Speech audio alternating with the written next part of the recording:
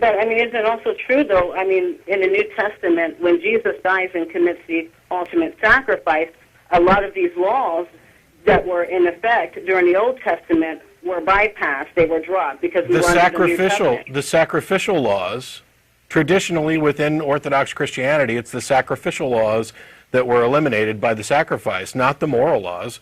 Are you implying that the Ten Commandments are null and void? Well, no, definitely not. That carried over. I mean, but Jesus states that to follow the Ten Commandments. And the number one, of course, is to love thy neighbor, as... Actually, no, that's not number one. Number one is thou shalt have no other gods before me. But no, when Jesus states that, he says to follow the Ten Commandments, and also he states a new law, which is, of course, love thy neighbor. Okay. But he also said that he wasn't there to change the law. Matthew 5:18 and 19 talks about it's right at the very beginning of the Sermon on the Mount, that not a jot or tittle of the law will be changed until heaven and earth have passed away, and that anybody who breaks even the least of those commandments will be the least in heaven. Jesus' message in there in no way says, hey, we're going to toss out the Old Testament.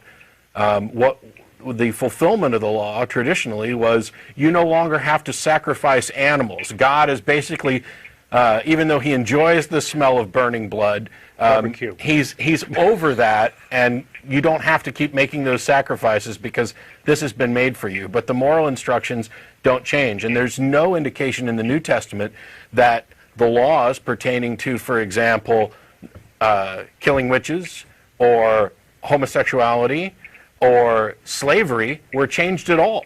And the Bible blatantly, clearly advocates slavery, tells you who you can enslave, how much you can pay for them, and how much you can beat them.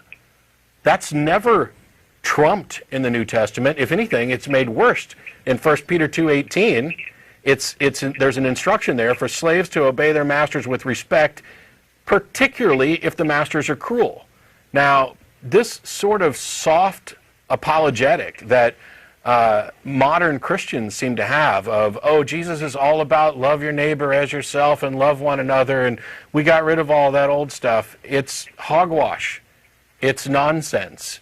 The idea that we can just chuck aside the Old Testament, not only does it chuck away any potential claims of prophecy that support your New Testament, it chucks out the entirety of the moral law.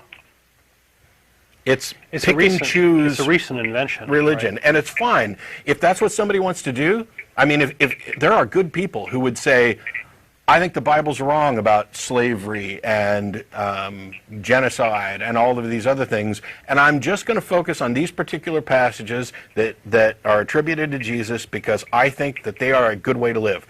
That's perfectly fine, and I'll applaud them all day long for chucking out the obvious immoral stuff. But if they're going to run around and use the same label as other people, all they're doing is sowing confusion. It's not my fault that there are 1,000 different Christian denominations out there. All of them believe something different, and these 10 are engaged in attempting to sideline the rights of everybody else based on their own beliefs, and these 20 are in favor of, bombing abortion clinics, and these 3 over here are okay with gays because they've done their, it's absurd. And there's no, like I said, there's no way for an outside observer to tell, and there seems to be no intervention from the God they believe in to clarify this to anybody. And so it ends up making the entire institution look bad, which is why, I'm not thrilled with overgeneralizing because there are plenty of, good and reasonable Christians. But it's a legitimate complaint. You got to clean your own house if you don't want people to lump everybody in one bucket. Okay, yeah, definitely. I mean, I can definitely agree with you there.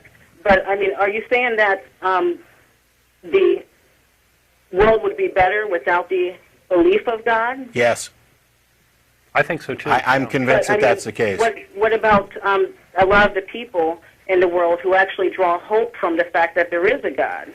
There's a study done recently that looks at the religious belief in first world nations, Europe and the United States, and some of the countries in the Americas and Australia, of course.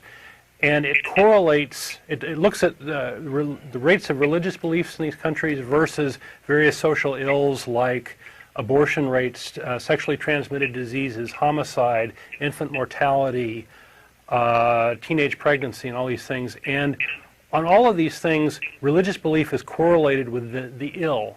That is, belief... As belief increases, societal health decreases. And while you can't draw a causal link, there's a strong correlation there. But to your specific question about drawing hope from it, I understand a lot of people do. And it seems to be, especially if you're doing it, a good thing. But there's an old quote that and there's a lot of claims about Christians being happier than other people. And there's a quote that Russell referenced yesterday, which is the fact that a believer is happier than a non-believer is no more to the point than that a drunk is happier than someone who's sober. And you can draw hope from all kinds of things. I understand you can control behavior with a lie. You can make somebody feel good with a lie.